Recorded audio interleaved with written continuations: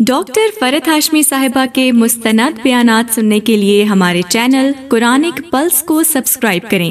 یہاں قرآن و حدیث کی روشنی میں حقیقی رہنمائی اور روحانی ترقی کے خزانے ملیں گے۔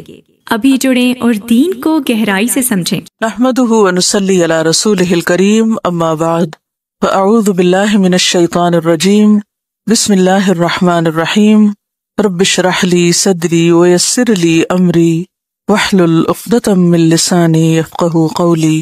عن ابی ہریرہ قال یا رسول اللہ ای الصدقۃ افضل؟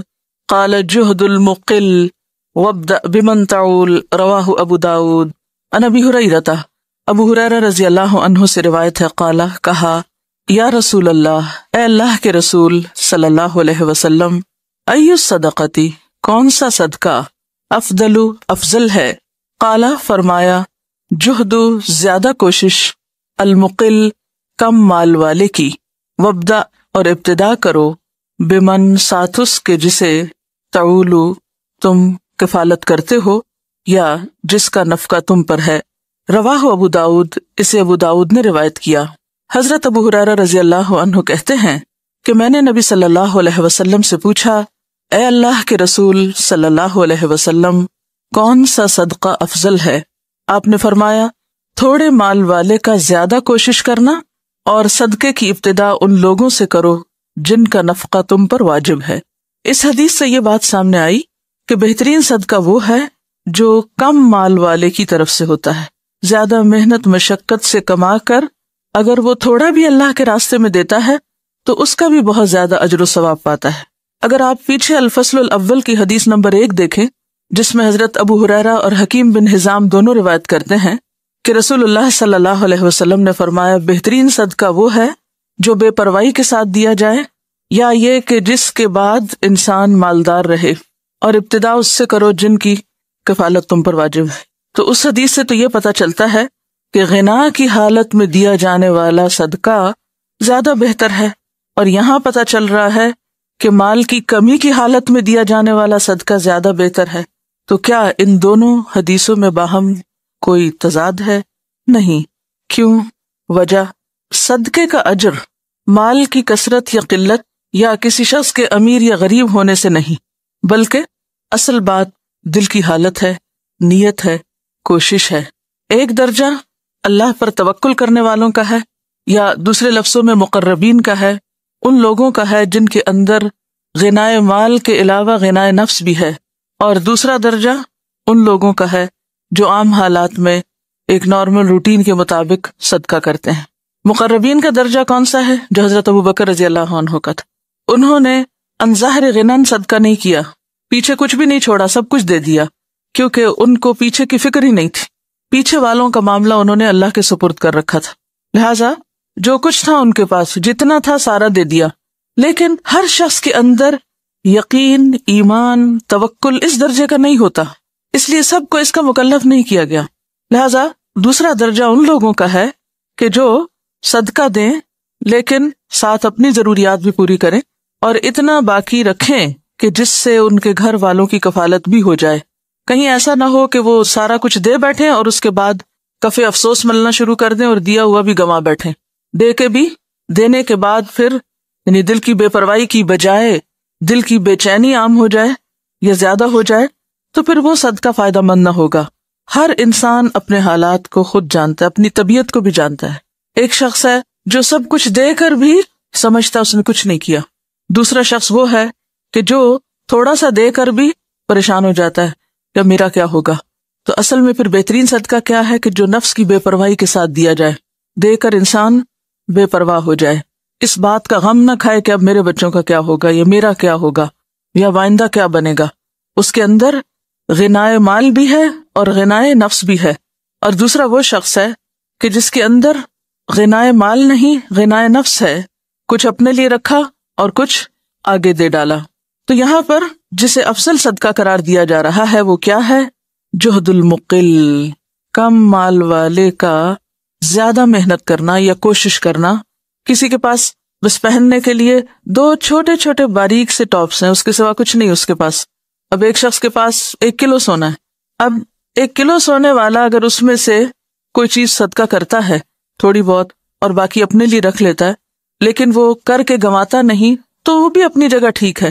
لیکن یہاں دوسرے شخص کا وہ قلیل مال خرچ کرنا بھی بعض اوقات اجر کے اعتبار سے دوسرے سے آگے لے جائے گا اس کو، کیونکہ اس کے پاس ہے ہی اتنا. اور پھر دونوں حدیثوں میں آپ دیکھیے کہ ایک ہی بات آخر میں کہی گئی کہ ابتدا اس سے کرو جن کی تم پر ذمہ داری ہے. وعن سلمان بن عامر قال قال رسول اللہ صلی اللہ علیہ وسلم الصدقۃ علی المسکین صدقہ وہی علی ذی الرحم ثنتان صدقۃ وصلہ رواہ احمد والترمذی والنسائی وابن ماجہ والدارمی اسنادہ صحیح. وعن سلمان بن عامر، سلمان بن عامر سے روایت ہے، قال کہتے ہیں قال رسول اللہ صلی اللہ علیہ وسلم، رسول اللہ صلی اللہ علیہ وسلم نے فرمایا الصدقۃ علی المسکین، مسکین پر صدقہ کرنا صدقۃن، صدقہ کرنا ہے بس. وہی علی ذی الرحم، اور رشتہ دار پر صدقہ کرنا سنتانی، دوہرے اجر کا باعث ہے. صدقۃن، صدقے کا بھی، وصلۃن، اور صلہ رحمی کا بھی. اسے حدیث کی بہت سی کتابوں نے روایت کی اور اس حدیث کی سند صحیح ہے. حضرت سلمان بن عامر کہتے ہیں کہ رسول اللہ صلی اللہ علیہ وسلم نے فرمایا کہ مسکین کو خیرات دینا ایک ہی صدقہ ہے، اور رشتہ دار کو صدقہ دینا صدقہ بھی ہے اور صلہ رحمی بھی ہے. تو گویا افضل صدقہ کیا ہے کہ انسان پہلے قرابت داروں کو دے، رشتہ داروں کو دے، قریب والوں کو دے. وعن ابی ہریرہ قال جاء رجل الى النبي صلی اللہ علیہ وسلم فقال عندي دینار فقال انفقه على نفسك قال عندي آخر قال انفقه على ولدك قال عندي آخر قال انفقه على أهلك قال عندي آخر قال انفقه على خادمك قال عندي آخر قال أنت أعلم رواہ ابو داود والنسائی اسنادہ صحیح. وعن ابی ہریرہ، ابو ہریرہ رضی اللہ عنہ سے روایت ہے، قال کہتے ہیں جاء رجل، آیا ایک شخص، الی النبی، نبی صلی اللہ علیہ وسلم کی طرف، فقال، تو کہنے لگا، اندی دینار، میرے پاس ایک دینار ہے. فقال، تو آپ نے فرمایا، انفق، خرچ کرو اس کو، علی نفسک، اپنی ذات پر. قال اندی آخر، کہنے لگا میرے پاس ایک اور بھی. قال انفق علی ولدک، فرمایا خرچ کرو اس کو اپنی اولاد پر. قال اندی آخر، پھر اس نے کہا میرے پاس ایک اور دینار بھی ہے. قال انفق علی اہلک، فرمایا اسے خرچ کرو اپنے گھر والوں پر. قال عندی آخر، کہنے لگا میرے پاس ایک اور دینار بھی ہے. قال انفق علی خادمک، فرمایا اس کو اپنے خادم پہ خرچ کرو. قال عندی آخر، کہنے لگا ایک اور بھی ہے میرے پاس. قال انت اعلم، فرمایا تم زیادہ جانتے ہو کہ اب تمہیں کیا کرنا ہے. رواہ ابو داؤد والنسائی، اسے ابو داؤد اور نسائی نے روایت کیا. اسنادہ صحیح، سند صحیح ہے. حضرت ابو ہریرہ کہتے ہیں کہ ایک شخص نے نبی صلی اللہ علیہ وسلم کی خدمت میں حاضر ہو کر عرض کیا کہ میرے پاس ایک دینار ہے. آپ نے فرمایا خرچ کر اس کو تو اپنی ذات پر. پھر اس نے کہا میرے پاس ایک اور دینار ہے. فرمایا اس کو تو اپنی اولاد پہ خرچ کر. پھر اس نے کہا میرے پاس ایک اور دینار ہے. فرمایا اس کو اپنے گھر والوں پہ خرچ کر. پھر اس نے کہا میرے پاس ایک اور دینار ہے. فرمایا اس کو اپنے خادم پہ خرچ کر. اس نے کہا میرے پاس ایک اور دینار ہے. فرمایا اب تو زیادہ جاننے والا ہے. تو اس میں آپ دیکھیے کہ کس طرح قریب سے دور تک، چھوٹے سرکل سے بڑے سرکل تک کس طرح ترتیب بتائے گی. سب سے پہلے انسان کا اپنے مال پر اپنا حق ہے کہ انسان اپنے کھانے پینے، رہن سہن، کپڑے کا انتظام کرے، یعنی اپنی ذاتی ضرورت مقدم ہے. پھر اس کے بعد اولاد کی، گھر والوں کی، رشتہ داروں کی، اور پھر خادموں کی. بہت سے لوگ اپنے خادموں یا اپنے قریب والوں کو کچھ نہیں دیتے، دور دور صدقہ کرتے ہیں کہ ان کو تو ہم تنخواہ دیتے ہیں. تو خواہ آپ تنخواہ دیتے ہوں لیکن اس کے باوجود آپ کے خیر، احسان اور بھلائی کے وہ زیادہ حقدار ہیں. اور پھر انسان کو اپنی سوچ سمجھ سے کام لینا سکھایا جا رہا ہے کہ ہر بات صرف پوچھ کے نہیں کرتے، خود بھی کچھ فیصلے کرتے ہیں، خود بھی سمجھ سے کام لیتے ہیں.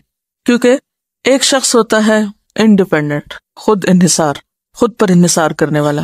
ایک ہوتا ہے ڈیپینڈنٹ، دوسروں پر انحصار کرنے والا ہوتا ہے. ایک ہوتا ہے انٹر ڈیپینڈنٹ، باہم ایک دوسرے پر انحصار کرنے والے لوگ. یہ تین طرح کے لوگ ہوتے ہیں. بہتر کون ہوتا ہے، انڈیپینڈنٹ یا ڈیپینڈنٹ یا انٹر ڈیپینڈنٹ؟ ایک شخص ہے بس ہر فیصلہ اپنی مرضی سے کرنے والا، خود مختار، اور ہر چیز اپنی عقل سے سوچ کے کرنے والا. دوسرا ہے ہر کام پوچھ کے کرنے والا، بدھو کا بدھو، کوئی کام خود نہیں آتا کرنا، اپنی عقل استعمال ہی نہیں کرتا. یہ دونوں ہی درست طریقے نہیں ہیں. ٹوٹل انڈیپینڈنس بھی درست نہیں کیونکہ آپ اکیلے ہیں، ایک دماغ ہے آپ کا، آپ غلطی کر سکتے ہیں. اور ٹوٹل ڈیپینڈنس بھی درست نہیں کہ آپ اپنی عقل استعمال ہی نہیں کرتے، اصل بہترین طریقہ کیا ہے؟ وَأَمْرُهُمْ شُورَى بَيْنَهُمْ، باہم ایک دوسرے کے ساتھ مشورہ کر کے کام کرنا۔ یہاں آپ دیکھیے کہ پہلے سوال جو ہیں یہ سارے باہم مشورے کے ہیں۔ آپ کوئی اچھا کام کرنا چاہتے ہیں، کسی علم والے سے پوچھ لیں کہ میں یہ کرنا چاہتا ہوں، مجھے آپ بتائیے کہ مجھے کیا کرنا چاہیے۔ وہ بتا دے کہ یہ کر لو، پھر یہ کر لو، اچھا یہ کر لو۔ پھر اس کے بعد یہ گنجائش بھی چھوڑی جائے گی کہ اچھا اب اپنے حالات تم مجھ سے زیادہ جانتے ہو، صرف مسئلہ یا فتویٰ تو کافی نہیں، اب تمہیں زیادہ پتا ہے، اصول تمہیں دے دیے گئے ہیں، آگے خود بھی کچھ سوچو۔ تو یہی طریقہ بہتر ہے کہ انسان مشورہ بھی کرے اور ساتھ اپنی عقل سے بھی کام لے۔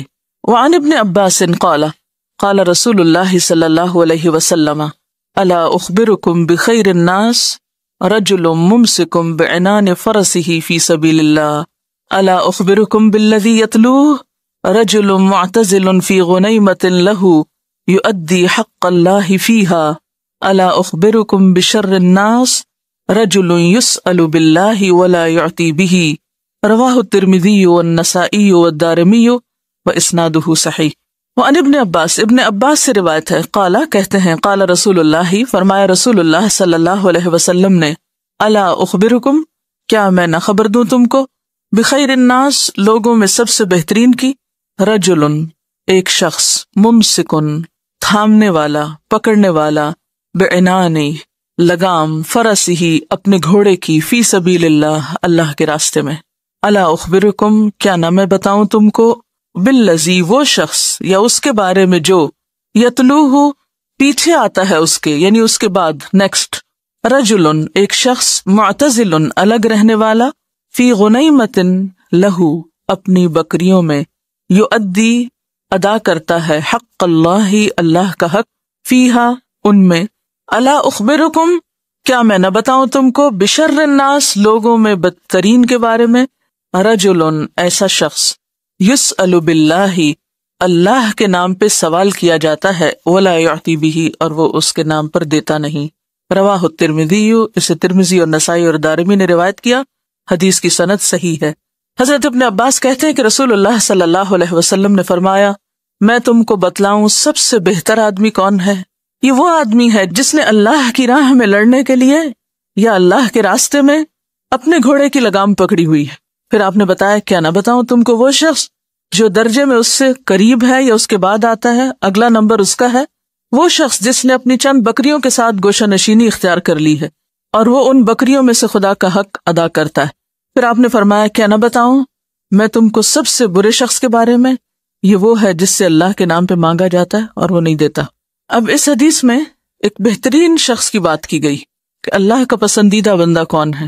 یہ وہ شخص ہے جس کے ہاتھ میں اس کے گھوڑے کی لگام ہے، حکم کا منتظر ہے، پابرکاب ہے، اٹینٹو ہے، ہر لمحہ اللہ کے راستے میں نکلنے کے لیے تیار ہے، کچھ بھی دیر نہیں لگاتا، جب حکم ملے، جب پکارا جائے فوراً نکل پڑتا ہے، کوئی بہانہ نہیں، کوئی عذر نہیں، بلکہ تیاری کر کے رکھتا ہے۔ اب ظاہر ہے کہ اس زمانے میں اللہ کے راستے میں نکلنے کے لیے کئی طریقے تھے، جن میں سے ایک جنگ کے لیے نکلنا تھا، کیونکہ آپ صلی اللہ علیہ وسلم کی زندگی میں ہی بے شمار غزوات ہوئے اور مدینہ کی زندگی میں کوئی مہینہ شاید ایسا گزرا ہو کہ جس میں کوئی نہ کوئی جنگ نہ ہو، یعنی کثرت کے ساتھ آپ کو مختلف علاقوں میں لوگوں کو بھیجنا پڑا، خود بھی تشریف لے گئے۔ اب ایسے میں ضرورت کس بات کی تھی کہ وہ لوگ میسر ہوں جو اس کام کے لیے نکل سکیں، یہ اس دور کی ضرورت تھی۔ کسی اور دور میں جبکہ جہاد فی سبیل اللہ کا یہ طریقہ موجود نہ ہو تو بھی یہاں نہ جنگ کا لفظ ہے نہ ہی جہاد کا لفظ ہے، فی سبیل اللہ کا لفظ ہے، اللہ کا راستہ مراد، یعنی اللہ کے دین کی خدمت کا کوئی بھی کام جو کسی بھی موقع پر کسی کے حصے میں جس طرح بھی آ جائے، تو وہ شخص جو اس کام کے لیے ہمہ وقت تیار ہے، ہمہ وقت، آل دا ٹائم، نہ سستی نہ دیر۔ جیسے جنگ احد میں آپ کو معلوم ہے کہ لوگ زخموں سے چور تھے، صدمہ تھا، جذباتی صدمے کا شکار بھی تھے، جسمانی طور پر بھی نڈھال تھے، 70 سے زیادہ لوگ ایک بستی میں شہید ہو چکے تھے، گھر گھر میں موت تھی، کیا عالم ہوگا۔ لیکن جب اگلے ہی روز آپ بلاتے ہیں اللہ کے راستے میں تو لوگ زخموں سے چور نکل پڑتے ہیں، ویسے کہ ویسے نکل پڑتے ہیں، دیر نہیں لگاتے۔ یہ کس طرح ممکن ہوا؟ یہ اس ذہن سازی کے ذریعے، سوچ بدلنے سے، انفروا خفافا او ثقالا، ہلکے ہو یا بوجھل نکلو۔ تو یہاں پر آپ دیکھیے کہ ایسا شخص جو ہر لمحہ کان لگائے ہوئے ہے اور یوں لگتا ہے کہ جیسے گھوڑے کی لگام بس تھامے ہوئے. آپ کبھی گھوڑے کی ریس دیکھیے, جب وہ بالکل دوڑنے کے لیے تیار ہوتے ہیں تو کوئی سین یاد آیا کیسے ہوتا ہے؟ وہ سین ذرا سوچیں کہ جب ریس کے لیے گھوڑوں کو لگام کھینچ کے رکھا جاتا ہے اور جو ہی سیٹی بجتی ہے تو سب دوڑانا شروع کر دیتے ہیں. تو بالکل ویسی ہی کیفیت ہے اس شخص کی کہ یوں لگتا ہے جیسے اللہ کے راستے میں بس گھوڑا دوڑانے کے لیے تیار کھڑا, لگام ہاتھ میں لی ہوئی ہے. یہ نہیں کہا کہ پاؤں رکھے ہوئے ہیں, پابر رکاب جس کو ہمارے محاورے میں زیادہ ایفیشینٹ شخص کے لیے, یہاں اس نے تو لگام بھی پکڑی ہوئی ہے کہ جس وقت حکم ہوگا فوراً دوڑا دے گا. اتنی تیاری, حد درجہ تیار. اس کو ذرا اپنے اوپر لے کر دیکھ. جب اللہ کے دین کے لیے کوئی ذمہ داری ہم پہ ڈالی جاتی ہے یا کوئی کام ہمارے ذمے میں آ جاتا ہے یا کوئی ضرورت ہمیں پکارتی تو ہم کیسے نکلتے ہیں؟ ٹھیک ہے, ہم بالکل بعین ہی لفظی معنوں میں گھوڑے پہ سوار ہو کے لگام پکڑنے والے تو نہیں, لیکن لگام پکڑ کے روک کے تیار ہو کے رکھنا اپنے آپ کو کیا ہے کہ ہر دم تیار ہے, ہر لمحہ تیار ہے. دن ہو یا رات ہو, گرمی ہو یا سردی ہو, ہلکے ہو یا بوجھل ہو, تیار ہیں. اور پھر اگر اس حدیث کو سمجھنے کے لیے سورۃ کہف کا ابتدائی حصہ یاد کر لیں کہ یہ تیار وہی ہو سکتا ہے جس کے اندر شدید طرح کی تڑپ ہو انسانوں کے لیے. لعلک باخع نفسک علی آثارہم, یہ پہلا درجہ ہے فتنوں کے دور میں, پہلا درجہ. دوسرا درجہ کیا ہے کہ یہ موقع تو نہیں, فتنے اتنے زیادہ ہیں, نہ کوئی جنگ ہے نہ جہاد ہے اور نہ ہی کہیں کوئی صورت کسی اصلاح کی ہے, انتہائی بگاڑ کا زمانہ ہے, اپنے ایمان کو بچانا مشکل. تو پھر دوسری سنت کیا تھی, کیا کرنا چاہیے؟ پھر غار میں پناہ لینا.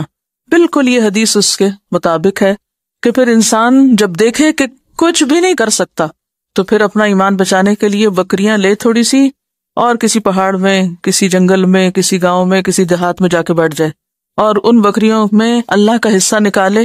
ظاہر ہے کہ جہاں بکریوں کی پیداوار بڑھے گی. تو دوسرے درجے پہ کون شخص ہے جو کام بالکل اور کر رہا ہے؟ اب آپ دیکھیے کہ ایک شخص بالکل تیار بیٹھا اللہ کے راستے میں نکلنے کے لیے اور دوسرا شخص بکریاں لے کے کونے میں گوشے میں جا کے بیٹھ گیا اپنا ایمان بچانے کے لیے.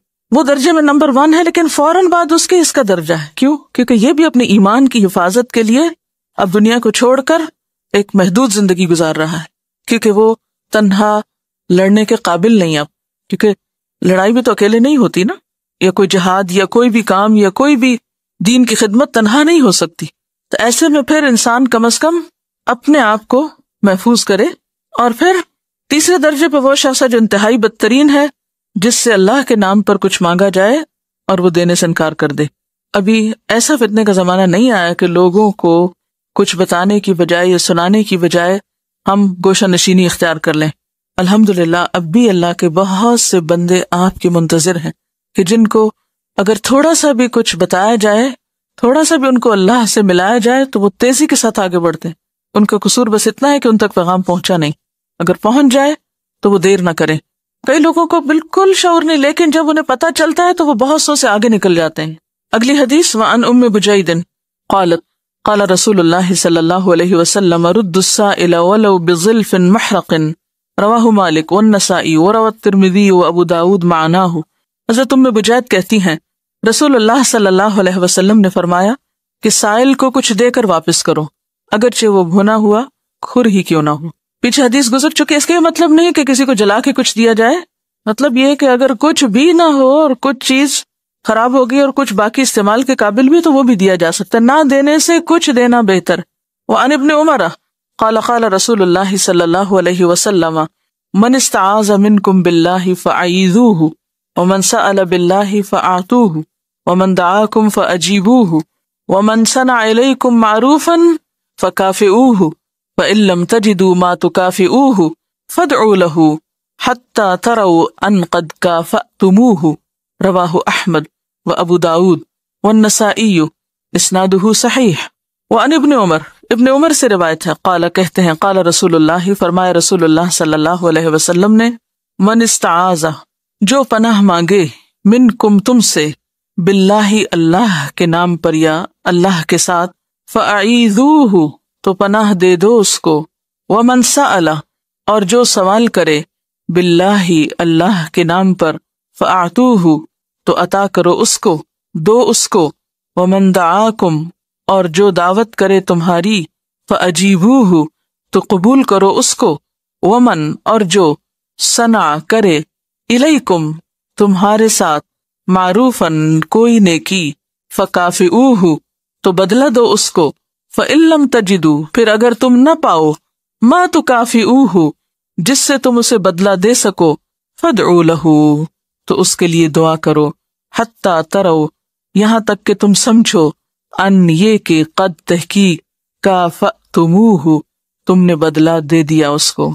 رواہ احمد، اس کو احمد اور ابو داؤد اور نسائی نے روایت کیا ہے، اسنادہ صحیح، اس کی سند صحیح ہے۔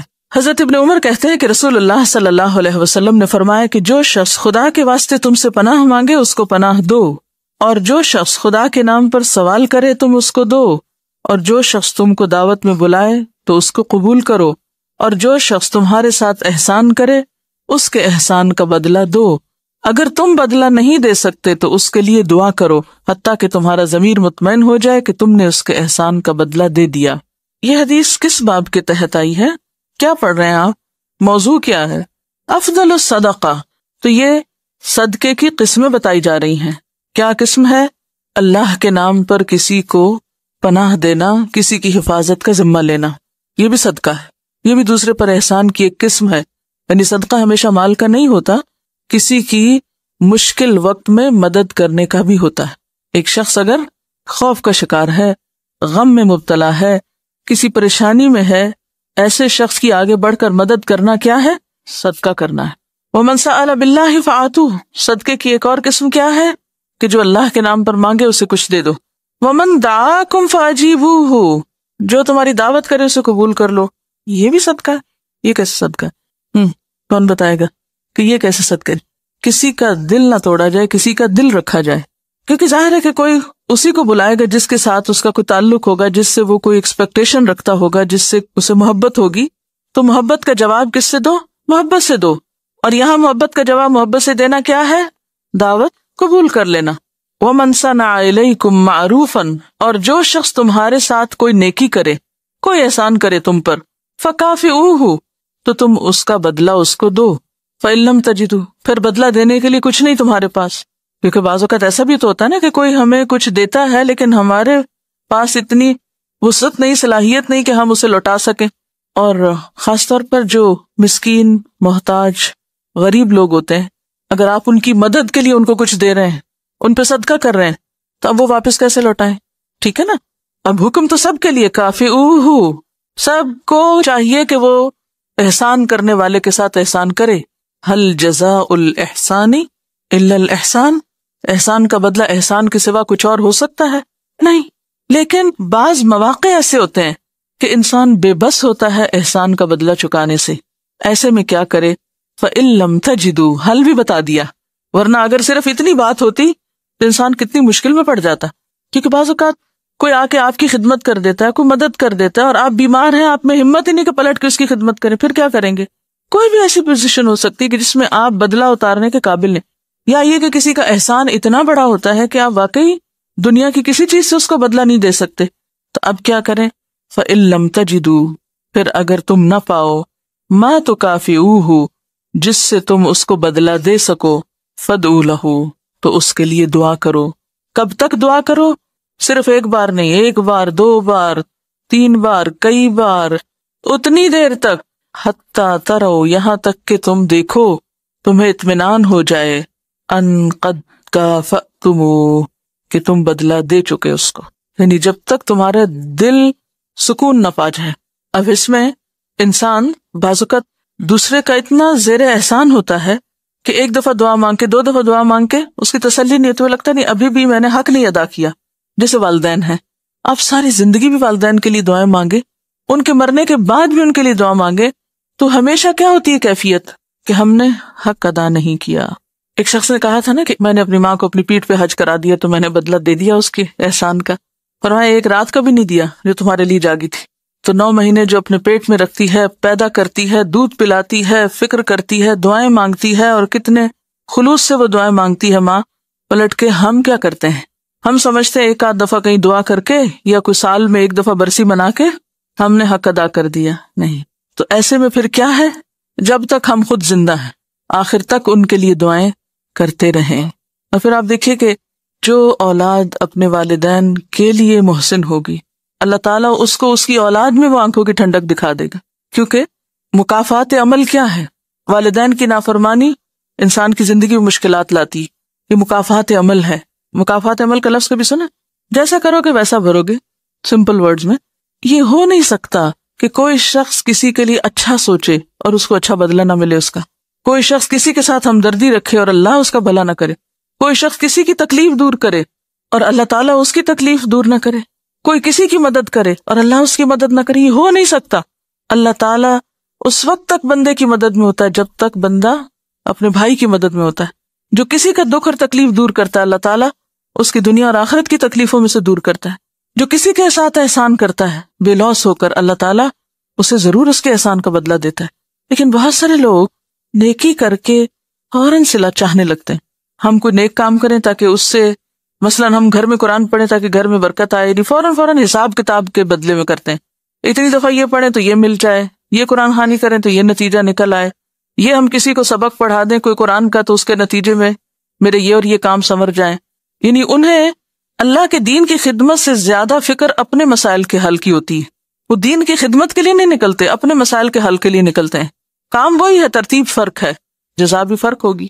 اللہ کے لیے خالص ہو جانا، نحن لہو مخلصون، جب تک یہ نہیں ہوتا اس وقت تک انسان صحیح دین پر نہیں آتا، کیونکہ دین انسان کے اندر کے سفر کا نام ہے، اس کی کیفیات اور اس کی سوچیں اور اس کے طریقہ کار، کس راستے پر کس کے لیے ہے یہ سب کچھ۔ تو بہرحال یہاں پر کیا فرمایا کہ جب تک تمہیں یقین نہ ہو جائے کہ تم نے حق ادا کر دیا، تم دعا کرتے رہو، کثرت سے اس کے لیے دعا مانگتے رہو۔ دعا کیسے کی جائے؟ دعا میں جو بہترین الفاظ ہیں وہ ہے جزاک اللہ خیرا، اللہ تمہیں اس کا بہتر بدلہ دے۔ ٹھیک ہے، اب آپ دیکھیں کہ جس شخص کے ساتھ احسان کیا گیا اس نے احسان کرنے والے کو دعا دی۔ دعا کیا دی؟ اس کا بدلہ تمہیں میں تو نہیں دے سکتا، اللہ تمہیں بدلہ دے۔ جزاک اللہ، یہ کوئی معمولی جملہ نہیں ہے۔ تو گویا اس نے اپنے محسن کے بدلے کا جو معاملہ ہے اپنے ہاتھ میں نہیں رکھا، رب کے ہاتھ میں دے دیا کہ یا اللہ میری طرف سے تو اس کو کافی ہو، تو اس کو جزا دے۔ اور آپ دیکھیے اس سے بڑی کیا جزا ہو سکتی ہے، یا اس سے بہتر کسی کے احسان کا کیا بدلہ ہو سکتا ہے کہ انسان اس کے لیے یہ دعا کرے کہ اللہ اس کو اس کا بدلہ عطا کرے۔ اور جو بدلہ اللہ دینے والا ہے دنیا میں کوئی بھی نہیں دے سکتا۔ اور جس شخص کو یہ جتنا زیادہ یقین ہو جائے وہ اتنا ہی لوگوں سے بے نیاز ہو جاتا ہے، کسی شکریہ، کسی تعریف اور کسی بھی قدردانی، ان تمام چیزوں سے وہ اوپر چلا جاتا ہے۔ اور جب تک انسان اللہ کے لیے مخلص نہیں ہوتا، بندوں سے بدلہ چاہتا ہے، میں نے اس کے ساتھ یہ کیا یہ میری عزت کرے، میں نے اس کے ساتھ یہ کیا یہ میری قدر کرے، میں نے اس کے ساتھ یہ کیا یہ مجھے مال سے مدد دے، یہ میری تعریف کرے، یہ میرا دفاع کرے، یہ میرا ساتھ دے، یہ مجھے اچھا سمجھے۔ یہی تو فتنے ہیں، یہی تو آزمائش ہے انسان کی۔ آپ سب جب اللہ کے دین کا کام کریں تو ضرور اپنا جائزہ لیں کہ کہیں ان میں سے کسی بھی چیز کی طلب کہیں دل کے کسی خانے میں چھپی ہوئی تو نہیں، اور پوری آپ کی کوشش اس پہ صرف ہونی چاہیے کہ ایسی چیزیں ایک ایک کر کے نکالی جائیں کھرچ کھرچ کے، ورنہ وہ آخرت کا جو بہترین بدلہ ہے کہیں اس سے نہ محروم ہو جائیں۔ اور پھر آپ دیکھیے کہ جو کام اللہ سے بدلہ چاہنے کے لیے کیا جاتا ہے اس میں حد درجے کا حسن آئے گا، حد درجہ خوبصورتی ہوگی، کیونکہ وہ کام آپ اللہ کے لیے کر رہے ہیں نا، ایک بڑی ہستی کے کام کا ٹھیکہ لیا آپ نے، یہ کانٹریکٹ آپ کا کسی بندے کے ساتھ نہیں ہے۔ تو آپ دیکھیے کہ کانٹریکٹ بھی مختلف طرح کا ہوتا ہے اور مختلف لوگوں سے، مختلف پارٹیوں سے کیا جاتا ہے۔ تو کس کانٹریکٹ کو کس طرح پورا کیا جاتا ہے اس کا بڑا انحصار دوسری پارٹی کے رویے پر ہوتا ہے کہ وہ اس پر پے کیا کرے گا، بدلہ کیا دے گا، اس پہ ملے گا کیا۔ تو جتنا زیادہ اس پر آپ کو انکم ہوگی یا گین ہوگا یا جو حاصل ہوگا اسی اعتبار سے آپ پھر کام کرتے ہیں۔ جیسے بلڈنگز بنانے کے لیے جو کانٹریکٹرز ہوتے ہیں، ایک ہی کانٹریکٹر کی 3-4 بلڈنگز کو اگر آپ دیکھیں تو مختلف طرح کی بنی ہوئی ہوتی ہے، کوئی بہت ہی اچھی بنی ہوئی ہوگی، کوئی معمولی ہوگی، کوئی بس ایسے ہی گزارے کے لائق ہوگی۔ فرق کس چیز کا ہوتا ہے؟ گزارے لائق کام کس کا کرتا ہے انسان؟ جہاں سے بدلہ گزارے لائق ملنا ہو۔ اور اعلیٰ ترین سٹینڈرڈز پر کام کون کرتا ہے؟ جس کو اعلیٰ ترین جزا چاہیے ہوتی۔ ہم سب دعویٰ کرتے ہیں کہ ہم تو اللہ کے لیے نکلے ہیں گھر سے اور اللہ کا کام کر رہے ہیں، لیکن بعض اوقات بالکل سمجھ میں نہیں آتا کہ پھر اللہ کا کام ہم گزارے لائق بھی کرنے کو تیار نہیں، فرض بھی پورا کرنے کو تیار نہیں۔ مجھے تو بعض اوقات ایسا لگتا ہے کہ ہمیں اپنے آپ سے بھی کوئی ہمدردی نہیں، خود کو بھی دھوکہ دے رہے ہیں، باتیں بڑی بڑی کرتے ہیں لیکن جب کام کرنے کا وقت آتا ہے تو ایسے تیسے ختم کرنے کی کرتے ہیں۔ تو کبھی سوچئے کہ جو معاہدہ اور کانٹریکٹ آپ کا اللہ سے ہے اس کی کوالٹی کیا ہے، وہ کام کس سٹینڈرڈ کا ہے، کس درجے کا ہے، کس لیول کا ہے۔ وعن جابر قال قال رسول اللہ صلی اللہ علیہ وسلم لا يسأل بوجہ اللہ الا الجنہ، رواہ ابو داود۔ وعن جابر، اور حضرت جابر سے روایت ہے، قال کہتے ہیں، قال رسول اللہ، فرمایا رسول اللہ صلی اللہ علیہ وسلم نے، لا يسأل، نہیں سوال کیا جاتا، بوجہ اللہ، اللہ کے نام کے ساتھ یا اللہ کی ذات کے ساتھ، الا الجنہ، سوائے جنت کے۔ حضرت جابر کہتے ہیں کہ رسول اللہ صلی اللہ علیہ وسلم نے فرمایا اللہ سے جنت کے سوا یا اللہ کے نام پر جنت کے سوا کچھ نہ مانگا جائے۔ الفصل الثالث، تیسری فصل۔ عن انس قال كان ابو طلحة اکثر الانصار بالمدینة مالا من نخل وكان احب امواله الیہ بیرحاء وكانت مستقبل المسجد وكان رسول اللہ صلی اللہ علیہ وسلم يدخلها ويشرب من ماء فيها طيب۔ قال انس فلما نزلت هذه الآية لن تنالوا البر حتى تنفقوا مما تحبون قام ابو طلحة الى رسول الله صلى الله عليه وسلم فقال يا رسول الله ان الله تعالى يقول لن تنالوا البر حتى تنفقوا مما تحبون وان احب مالي الي بيرحاء وانها صدقة لله تعالى ارجو برها وذخرها عند الله فدعها يا رسول الله حيث اراك الله فقال رسول الله صلى الله عليه وسلم بخن بخن ذلك مال رابح وقد سمعت ما قلت وإني أرى أن تجعلها في الأقربين فقال أبو طلحة أفعل يا رسول الله فقسمها أبو طلحة في أقاربه وبني عمه متفق عليه۔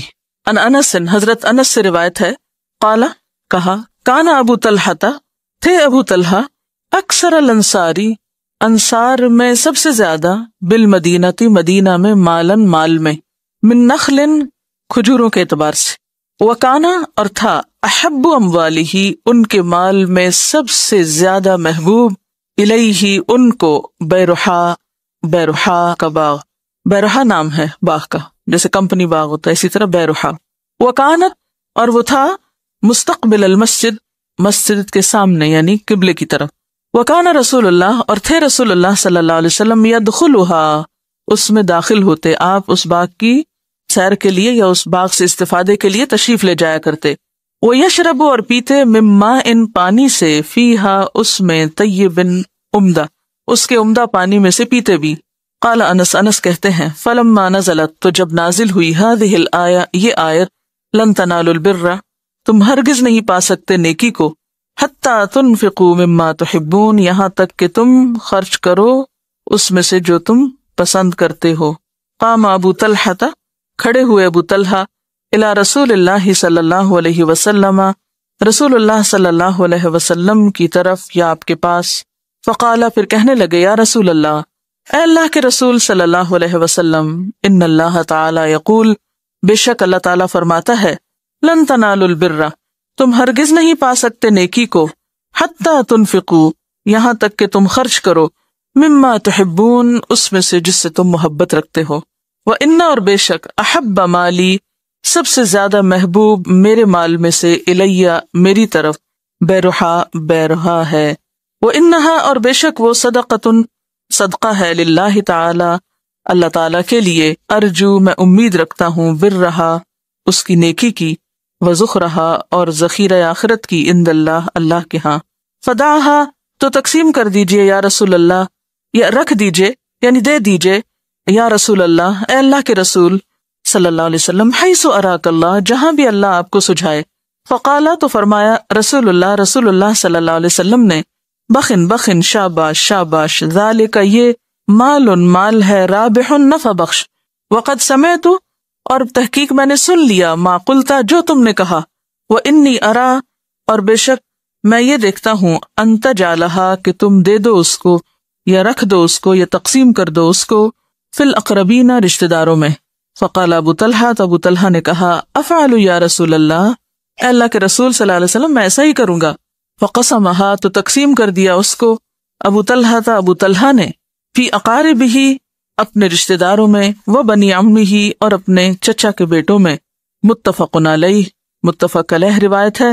ترجمہ، حضرت انس کہتے ہیں کہ مدینہ کے انصار میں کھجوروں کے اعتبار سے ابو طلحہ بہت مالدار تھے، اور سب سے زیادہ مرغوب و محبوب ان کو وہ باغ تھا جس کا نام بیرحا تھا۔ یہ باغ مسجد نبوی کے بالمقابل تھا۔ آپ اس باغ میں تشریف لے جاتے، اس کا میٹھا پانی پیتے۔ حضرت انس کہتے ہیں جب یہ آیت نازل ہوئی لن تنالوا البر حتی تنفقوا مما تحبون، تو ابو طلحہ آپ صلی اللہ علیہ وسلم کی خدمت میں حاضر ہوئے اور عرض کیا، اے اللہ کے رسول صلی اللہ علیہ وسلم، اللہ تعالیٰ کا ارشاد ہے لن تنالوا البر حتی تنفقوا مما تحبون، اور میرا باغ بیرحا مجھ کو اپنے مال میں سب سے زیادہ محبوب ہے، اور میں اس کو اللہ تعالیٰ کے نام پر صدقہ کرتا ہوں اور اس سے نیکی کی امید رکھتا ہوں، توقع ہے کہ وہ اللہ تعالیٰ کے نزدیک میرے لیے ذخیرہ آخرت ثابت ہوگا۔ اے اللہ کے رسول صلی اللہ علیہ وسلم، آپ جہاں مناسب سمجھیں اس کو خرچ فرمائیں۔ آپ نے فرمایا بہت خوب، بہت خوب، یہ تو بڑا ہی نفع بخش ہے، تم نے جو کچھ کہا میں نے سن لیا، اب میرے نزدیک مناسب یہ ہے کہ تم اس کو اپنے قرابت داروں میں تقسیم کر دو۔ ابو طلحہ نے عرض کیا، اللہ کے رسول صلی اللہ علیہ وسلم میں ایسا ہی کروں گا۔ لہٰذا ابو طلحہ نے بیرحا کو اپنے قرابت مندوں اور چچا زاد بھائیوں میں تقسیم کر دیا۔ اس حدیث میں سب سے اہم بات کیا لگی آپ کو؟ سمعنا و اطعنا، نیکی میں سبق، نیکی کرنے میں دیر نہ لگائی۔ سب سے اہم بات سیکھنے کی اس میں یہ ہے، سنا اور فوراً نیکی کر دی۔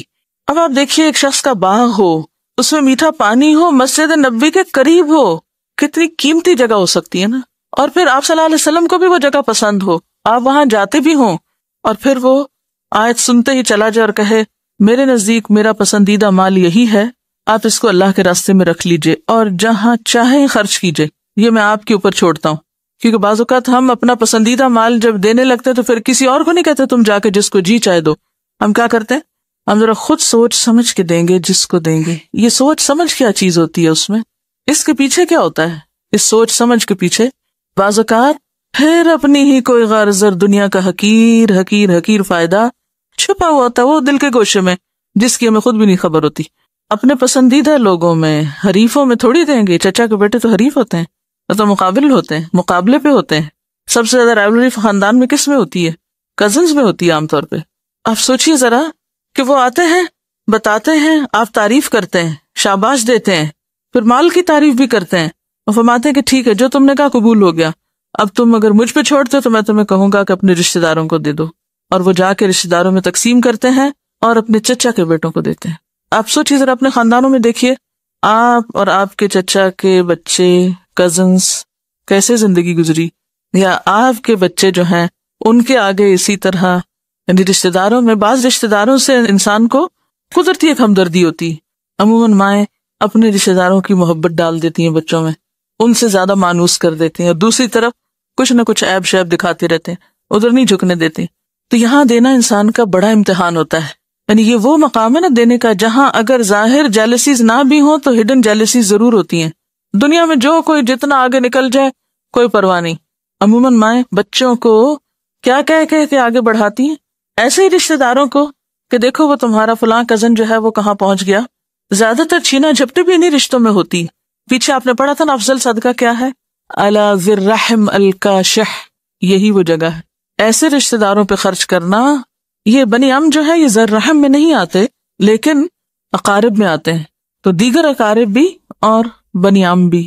اب آپ دیکھیے ابو طلحہ کا سپونٹینیس جواب کیا تھا، فوری جواب کیا تھا؟ افعل یا رسول اللہ، میں ایسا ہی کروں گا اللہ کے رسول صلی اللہ علیہ وسلم۔ یہ نہیں کہا اچھا کوئی اور بتا دیں، وہاں تو میرا بالکل دل نہیں چاہتا دینے کا، اس کو تو دے ہی نہیں سکتی اور ساری دنیا کو دے دوں گی، اس کو نہیں دوں گی۔ دیکھیے جب آپ نے نیکی کمانی ہوتی ہے نا، اس سے کیا غرض کون لے جائے، اور بعض اوقات اس کو دینا جس کو دیتے ہوئے تکلیف زیادہ ہو، کیا وہاں اجر بھی زیادہ نہ ہوگا؟ جس کو دیتے ہوئے تکلیف زیادہ ہوتی ہے وہیں سے تو اجر زیادہ ملتا ہے، اور پھر وہ علاج بھی ہوتا ہے نا، جیسے زخم کے اوپر صفائی کر کے مرہم پٹی کرنے میں تکلیف تو ہوتی ہے مگر علاج یہی ہوتا ہے. تو بہت سی چیزوں کو جب انسان کا دل نہیں چاہتا پھر انسان کرتا ہے تو اس سے کیا ہوتا ہے، اس سے نتیجے بھی زیادہ بہتر نکلتے ہیں. دیکھیں کہ جب کھینچا تانی شروع ہوتی ہے نا تو چیزیں ٹوٹنے شروع ہو جاتی. جب انسان دینے کی نفسیات میں آ جاتا ہے تو انسان لینے کی پوزیشن میں بھی آ جاتا ہے. اور یہ متفق علیہ روایت. حضرت عائشہ کا کیا معمول تھا صدقے کے معاملے میں، کتنے خوبصورت انداز سے صدقہ کرتی تھی. حضرت عائشہ کے بارے میں آتا ہے کہ جب ان کے پاس کوئی سوالی آتا تو وہ آ کے دعا دیتا. عام طور پر سوالی کیا کرتے ہیں، کیا کہتے ہیں، اللہ بھلا کرے، اور کچھ دعائیں بھی ہوتی. حضرت عائشہ کے پاس جب کوئی آتا اور دعا دیتا تو پہلے وہ جواب میں دعا دیتی. کہتا اللہ تمہارا بھلا کرے تو کہتی اللہ تمہارا بھی بھلا کرے وَإِيَّاكَ. پھر صدقہ دیتی. لوگوں نے پوچھا آپ ایسے کیوں کرتی؟ تو کہنے لگی اگر میں ایسا نہ کروں تو اس کا اور میرا حق برابر ہو جائے گا. کیسے؟ کیونکہ اس نے مجھے دعا دی، میں نے بدلے میں صدقہ دے دیا، بات برابر ہو گئی. میں نے تو دعا لے کے بھی وصول کر لیا، لہٰذا دعا کے بدلے میں دعا اور پھر ایکسٹرا صدقہ. کتنی ذہین ہے، کتنی سمجھدار ہے. اور ساری ذہانت ان کی نیکیوں کو کمانے اور آخرت کی فکر میں استعمال ہوتی ہے. ہماری ذہانت اس کے برعکس کہاں کام آتی کہ کس طریقے سے دیں کہ بظاہر لگے صرف اللہ کے لیے دیا اور اندر سے کچھ مفادات بھی حاصل ہو جائیں. تو جب تک ہم اپنے اس حصے پہ قابو نہیں پاتے نا، اور یہ صرف خود پا سکتے ہیں، کوئی دوسرا اس میں ہمیں مدد نہیں دے سکتا. اپنی نیت کا جائزہ اور احتساب صرف خود ہو سکتا ہے کہ نہیں بالکل اللہ کے لیے کچھ بھی نہیں بدلا چاہیے، بلکہ جو دعا دے کے بدلہ دے رہا اس کو بھی دعا دے کے پھر ایکسٹرا دیا جائے. صدقے کو صرف اور صرف یا کام کو صرف اور صرف اللہ کے لیے خالص کرنا جو ہے اس کے لیے کس قدر محتاط ہیں صحابہ کرام. وعنہ قال قال رسول اللہ صلی اللہ علیہ وسلم افضل الصدقة ان تشبع كبدا جائعا رواہ البیہقی فی شعب الایمان. حضرت انس کہتے ہیں کہ رسول اللہ صلی اللہ علیہ وسلم نے فرمایا افضل الصدقة بہترین صدقہ ان تشبع کہ تم کھلاؤ یا سیر کرو یا پیٹ بھرو، کبدن جگر، جائعن بھوکے کو. رواہ البیہقی فی شعب الایمان، بیہقی نے روایت کیا ہے شعب الایمان میں. حضرت انس کہتے ہیں کہ رسول اللہ صلی اللہ علیہ وسلم نے فرمایا بہترین صدقہ یہ ہے کہ تم بھوکے جگر کا پیٹ بھر دو. بھوک تو پیٹ میں لگتی ہے، جگر کی کیوں بات ہو رہی؟ کیا کنیکشن ہے جگر اور پیٹ کا؟ اب آپ دیکھیے کہ آپ صلی اللہ علیہ وسلم نے کوئی اناٹمی نہیں پڑھی ہوئی تھی، کوئی انسان کے اندر کے سسٹم کو نہیں جانا تھا، لیکن اس کے باوجود کتنی حکمت پر مبنی بات ہے کہ انسان جو کچھ کھاتا ہے کچھ تو استعمال ہو جاتا ہے اور کچھ وہ اسٹور ہو جاتا ہے جگر میں، یعنی گلوکوز جو ہے گلائکوجن بن جاتا ہے. اور جب انسان بھوکا ہوتا ہے تو وہ دوبارہ گلوکوز کی شکل میں انسان کو انرجی دیتا ہے، اور اگر زیادہ ہی بھوک بڑھ جائے تو وہ جگر کا اسٹور بھی خالی ہو جاتا ہے. تو ایسے میں اتنا تو دو کسی کو کہ اس کا صرف پیٹ نہ بھرے، جگر میں بھی تھوڑا سا اسٹور ہو جائے. اس درجے کا دو، اتنا دو، اور غذائیت والا دو. اور اس میں صرف انسان نہیں، کبدن جائعن، ہر جاندار آتا ہے، کسی کو بھی کھلا دو.